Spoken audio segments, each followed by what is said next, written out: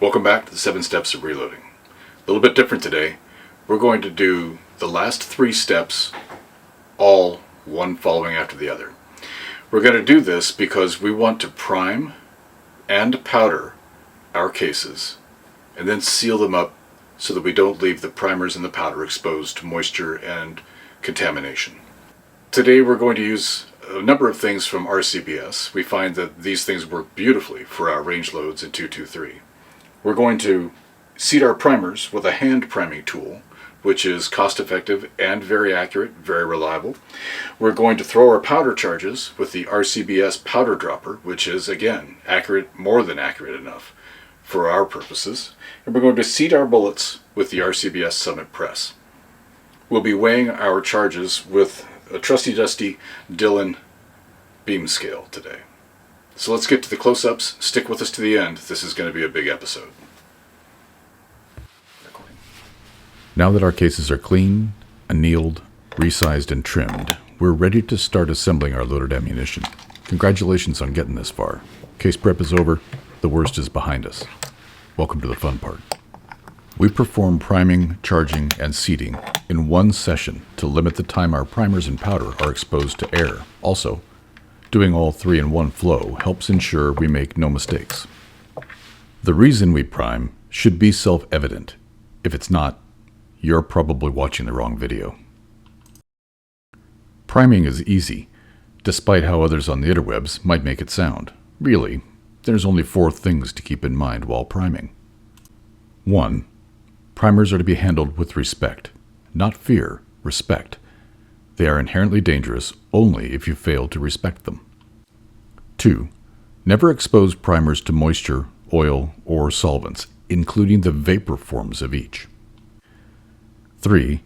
While priming, point the brass away from your face, and don't look into the brass, just in case that little bugger manages to go off. And finally, number 4, don't rush priming. Be very aware of the fit of each primer while it's seating. If a primer doesn't squish in with a buttery feel, something is wrong. Stop and investigate. Primers take a specific kind of impact to go off, and we set the stage for that condition when we compress the primer into the case. Primers have 3 parts: cup, anvil, and compound. The compound is engineered to only go off when compressed between the cup and the anvil, hopefully by an impact with the firing pin. Hammers will do it too, but we advise against trying it. There are many ways to prime cases. We prefer methods and machines that afford a high degree of tactile feedback, run with little to no malfunction, are affordable, and offer easy caliber changes. We use the RCBS hand priming tool, which ticks all the boxes we just mentioned. About $50 at the time this video was published, this is by far the fastest and most affordable that we've found.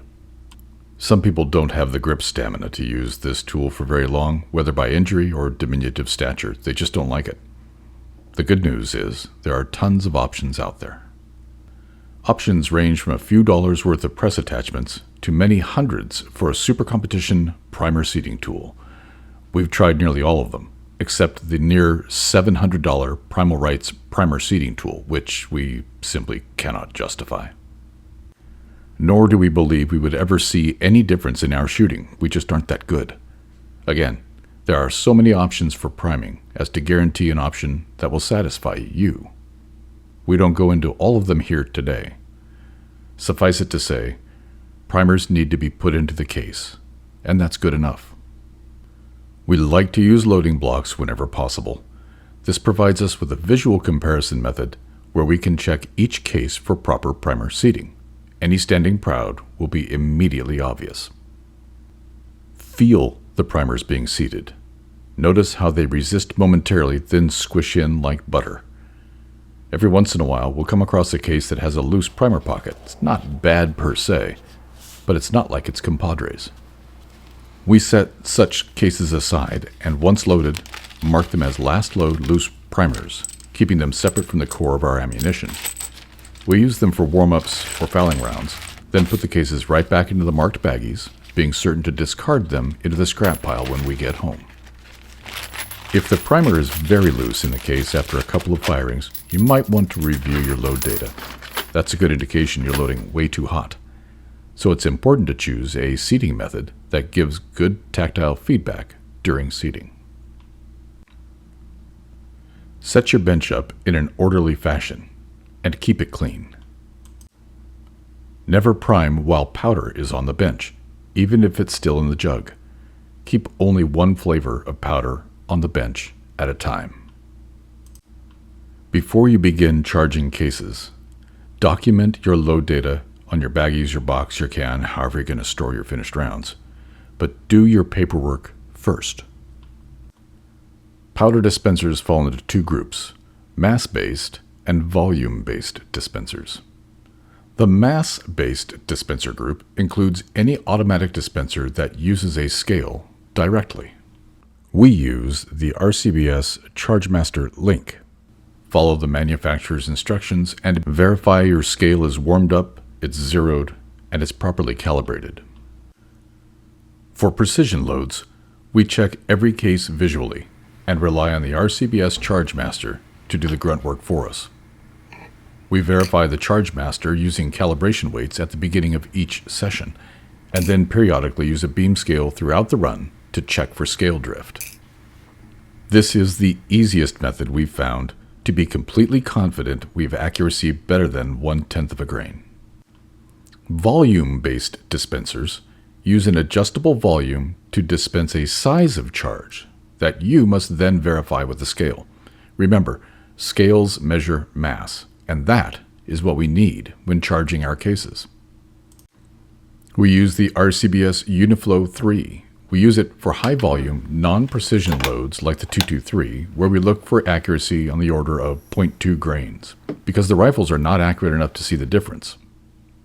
We verify 1 of every 10 charges thrown using our beam scale. Now's a good time to go over some good habits. Visualize each charge and pay attention to what you're doing. Don't rush. Feel your rhythm and notice anything that is out of place. Plan your loading in batches and limit the number of batches so as to avoid fatigue. We urge the use of loading blocks. This sets a 100-round timer, basically, which coincides with the number of primers in a flat, and it happens to be about the limit of our ability to concentrate without missing a detail. Focus. Don't fool around while loading rounds. You can goof off while doing case prep, but be serious and focus while loading. This is the step where you can do things that make your gun blow up.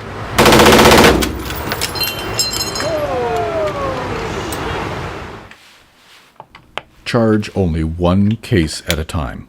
Look at the level of powder in each case before you put a bullet in it. Then seat and crimp before you forget where you are in the process. Trust me, it's all too easy to lose your rhythm and screw something up, then wonder, how long have I been screwing this up? If you do get off your rhythm, or have to stop to answer the phone, go pee, whatever, start over completely with a new charge. Verify its weight, and then immediately seat the bullet. Make that a strong routine you follow. Be a machine. If you can't focus, don't load. Set up your seating die following the manufacturer's instructions. Generally, you'll want to thread the die into the press until you just feel the brass, then go another bit to set the amount of crimp. This is a touchy-feely step here, but you can use calipers to visualize the amount of crimp that you've applied. We like the types of dies that have sleeves to hold the bullet, aligning it with the case body to ensure a straight seat. Not just for runout reasons, but more often because we get hand cramps after a ton of bullet handling, and the sleeve dies reduce our ergonomic fatigue. Get your overall length from a loading manual, or measure your chamber if you're doing precision loads, in which condition you'll want to measure CBTO to get the most precise and consistent measurements possible. Your overall length is often highly variable because you're measuring the tip of a soft point. It's either lead or some polymer, and even a hollow point will have significant variations due to that damn tip. It's not a showstopper, but be aware, that's where your measurements will vary quite a lot, despite being good rounds. Important safety tip: never chamber live ammo unless you're on the range intending to fire. When you have a pile of pretty rounds in your hand, it's tempting to check them in your rifle. Don't. It's happened to some very experienced shooters, and they put holes where holes don't belong. Do not chamber loaded rounds to check for feed-in function. Make dummy rounds to check for feed-in function. No powder, no primers, inert. Stay safe out there. So are you all done with your batch? Not quite yet. It's time to inspect. We can't strongly enough urge you to invest in good loading blocks. During the entire process of loading, we're doing constant inspections, and loading blocks provide an invaluable visual comparison that allows us to easily see discrepancies. Line up your rounds and look at them. Are they the same overall length? Are any tilting one way or the other, which might be an indication of a primer not being seated all the way? If there's a cannelure on the bullet, is the case about the same position in that groove? Look for things that don't match, that are out of place, or simply look funky. When in doubt, use a kinetic bullet puller to pop out the slug and discard that charge. Start over. Now is the time to be certain you've done your job well. If you discover you've screwed up at the range, you'll be lucky if it's only embarrassing. And finally, keep your batched loads labeled. And if you have a problem with any one round in that batch, pull the entire batch down. Better safe than sorry. We hope you've enjoyed our introduction to reloading. We've had a blast making these videos and hope they've been helpful. We're eager to answer any questions you may have to the best of our abilities. If we don't have the answer, we'll point you to someone who does. If you like these videos, please hit subscribe. It'll help our channel grow. And if you're interested in a deep dive in any of the subjects we've touched upon here, leave a comment and we'll look into it. We hope to see you in our next video, component selection and initial load development techniques. Thanks again.